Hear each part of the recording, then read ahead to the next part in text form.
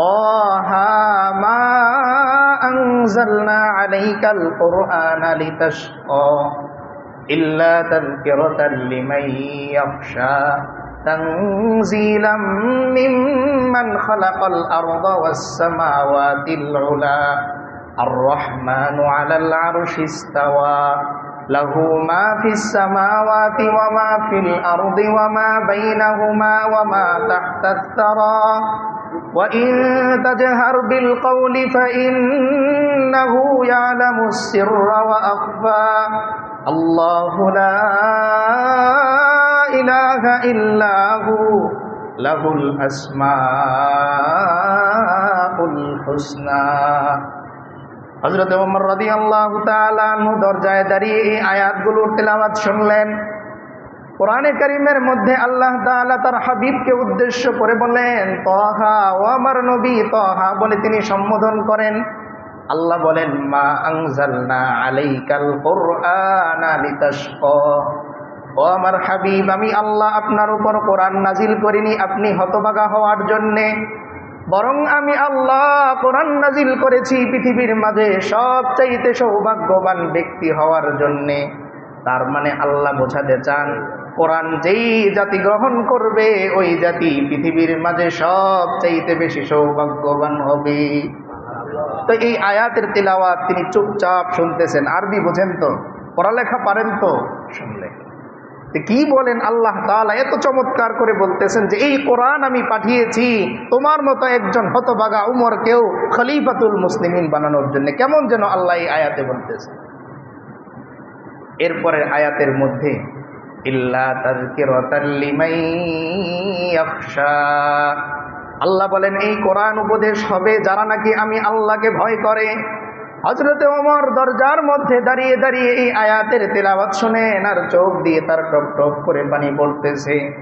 এরপরের আয়াতে আল্লাহ বলেন তানজিলাম মিম্মান খালাকাল আরদা ওয়াস সামাওয়াতিল উলা, আল্লাহ বলেন এই কোরআন দুনিয়ার কোনো মানুষের হাতে বানানো না, দুনিয়ার কোনো মানুষের জবান দিয়ে বানানো না, বরং এই কোরআন হচ্ছে ওই রবের পক্ষ থেকে যে রব এত উঁচা আসমান তিনি তৈরি করেছেন, এত বিস্তৃত জমিন তিনি তৈরি করেছেন।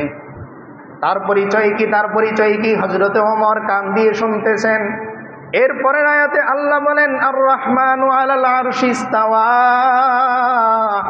আমি হচ্ছি ওই দয়াময় আল্লাহ যিনি আরশের উপর আমি সমাসীন আছি। এই আয়াতও তিনি দাঁড়িয়ে দাঁড়িয়ে শুনতেছেন। এরপরের আয়াতে আল্লাহ বলেন লাহু মা ফিস সামাওয়াতি ওয়া মা ফিল আরদি ওয়া মা বাইনাহুমা ওয়া মা তাহতাস সারা, আমি আল্লাহকে চিনো, আমি আল্লাহর এমন ক্ষমতা এই আসমান এবং জমিনের মধ্যে যা আছে, এর মাঝখানে যা আছে, জমিনের নিচে যা আছে, এই সব মাখলুক আমি আল্লাহর সিজদা করে অনুগত্য করে। হযরত ওমর রাদিয়াল্লাহু তাআলা আনহু দাঁড়িয়ে দাঁড়িয়ে তিলাওয়াতগুলো শুনতেছেন। এরপরের আয়াতে আল্লাহ বলতেছেন ওয়া ইন তাজহার বিল কওলি ওয়া ইন্নাহু ইয়ালামুস সিররা ওয়া আখফা, আল্লাহ তাআলা বলতেছেন ও নবী আপনি আপনার উম্মতকে বলেন তোমরা যে কথা আস্তে বলো অথবা জোরে বলো, আমি আল্লাহ এমন ইলমের অধিকারী, এমন ইলমের ধনভাণ্ডার আমার কাছে, আমি আল্লাহ তোমার জোরে বলা কথাটাও শুনি, আস্তে বলা কথাটাও শুনি। হযরত ওমর রাদিয়াল্লাহু তাআলা আনহু এই আয়াত শুনে থরথর করে কাঁপতেছেন। তার মানে হযরত ওমর বুঝতেছেন আমি যে গোপনে গোপনে হত্যার উদ্দেশ্যে এসেছি এই কথাটাও হয়তো আমার রহমান আল্লাহ তিনি বুঝে গিয়েছে। তো এই হযরত ওমর রাদিয়াল্লাহু তাআলা আনহু তৎকালীন এই জাহিলি যুগে শিক্ষিত ব্যক্তিদের মাঝে তিনি ছিলেন অন্যতম একজন। বাকি ইসলামের শুরুর দিকে যখন রাসূল করিম সাল্লাল্লাহু আলাইহি ওয়াসাল্লাম ইসলামের দাওয়াত দিতে শুরু করলেন, তখন যেই মানুষগুলো সবচাইতে বেশি ইসলামের জন্যে হুমকি ছিল তাদের মধ্যে অন্যতম ছিলেন এই ওমর ইবনুল খাত্তাব রাদিয়াল্লাহু তাআলা। তখনও তিনি ইসলাম গ্রহণ করেন। একবার আরবদের লিডারদের সিদ্ধান্ত হলো যে মুহাম্মদুর রাসূলুল্লাহ সাল্লাল্লাহু আলাইহি ওয়াসাল্লাম যদি আমাদের মাঝে এইভাবে ইসলামের দাওয়াত আর প্রচার করতেই থাকেন তাহলে সেই দিন খুব বেশি দূরে নয়, যেদিন পুরো আরববাসীর দিকে তাকালে কেবল মুসলমান আর মুসলমান দেখা যাবে, আমাদের কাফের মুশরিক ভাইদেরকে আর দেখা যাবে না। এই জন্যে তারা টার্গেট করলেন যে ইসলামকে যদি পৃথিবী থেকে মিটিয়ে দিতে হয়, তাহলে এই ইসলামের দাওয়াত যিনি দিচ্ছেন তাকে আগে পৃথিবী থেকে সরাতে হবে। এই জন্যে সেই চক্রান্ত আজও পর্যন্ত অব্যাহত আছে। দেখবেন যেখানেই আপনি ইসলামের দাওয়াতের জন্য কাজ করা শুরু করবেন, সেখানেই আপনার সামনে বাধা বাধা, একের পর এক বাধা আসতেই থাকবে। কারণ এটা রাসূল করিম সাল্লাল্লাহু আলাইহি ওয়াসাল্লামের জামানা থেকেই শুরু হয়েছে। তো হযরত ওমর রাদিয়াল্লাহু তাআলা আনহু যখন মশওয়ারায় সিদ্ধান্ত হলো যে কে এই কাজ করবে, তো তিনি হাত তুলে রাজি হলেন যে তিনি এই কাজ করবে। তো রাস্তায় যখন তিনি আসছিলেন, হঠাৎ একজন বলতেছে, ওমর, তুমি যে মুহাম্মদকে বিদায় করতে চাচ্ছ, আগে ঘরে খোঁজ নাও, তোমার বোনও ইসলাম গ্রহণ করে ফেলেছে। তো তিনি রাস্তা পরিবর্তন করলেন আর তার বোনের বাড়িতে চলে গেলেন। তার বোন বিয়ে হয়েছে, বোন জামাই সহ। দেখেন আল্লাহ তাআলা কোরআনে কারীমকে হেদায়েতের বাণী বানিয়েছেন যে এই ওমর রাদিয়াল্লাহু তাআলা আনহু যখন দরজায় গিয়ে দাঁড়ালেন, বোনের দরজায় ডাক দিলেন, তো তার বোন কোরআন তেলাওয়াত করতেছিলেন, তিনি এসে দরজা খুললেন। তিনি তরবারি খোশ মুক্ত করলেন, আঘাত করবেন, আর এমন সময় তিনি শুনতে পেলেন সূরা তাহার এই ৮টি আয়াত। কয়টা আয়াত? ৮টা আয়াত। কি কি? বিসমিল্লাহির রহমানির রহিম, তাহা মা আনজালনা আলাইকাল কুরআনা লিতাশকা ইল্লা তাযকিরাতাল লিমান ইয়াখশা তানজিলাম মিম্মান খালাকাল আরদা ওয়াস সামাওয়াতিল উলা আর রহমানু আলাল আরশি ইস্তাওয়া লাহু মা ফিস সামাওয়াতি ওয়া মা ফিল আরদি ওয়া মা বাইনাহুমা ওয়া মা তাহতাস সারা ওয়া ইন তাজহার বিল কওলি ফাইন্নাহু ইয়ালামুস সিররা ওয়া আখফা আল্লাহু লা ইলাহা ইল্লা হু লাহুল আসমাউল হুসনা। হযরত ওমর রাদিয়াল্লাহু তাআলা আনহু দরজায় দাঁড়িয়ে এই আয়াতগুলোর তেলাওয়াত শুনলেন। কোরআনে কারীমের মধ্যে আল্লাহ তাআলা তার হাবিবকে উদ্দেশ্য করে বলেন, তাহা, ও আমার নবী তাহা বলে তিনি সম্বোধন করেন। আল্লাহ বলেন, মা আনজালনা আলাইকাল কুরআনা লিতাশকা, ও আমার হাবিব, আমি আল্লাহ আপনার উপর কোরআন নাজিল করিনি আপনি হতভাগা হওয়ার জন্যে, বরং আমি আল্লাহ কোরআন নাজিল করেছি পৃথিবীর মাঝে সবচাইতে সৌভাগ্যবান ব্যক্তি হওয়ার জন্যে। তার মানে আল্লাহ বোঝাতে চান, কোরআন যেই জাতি গ্রহণ করবে ওই জাতি পৃথিবীর মাঝে সবচাইতে বেশি সৌভাগ্যবান হবে।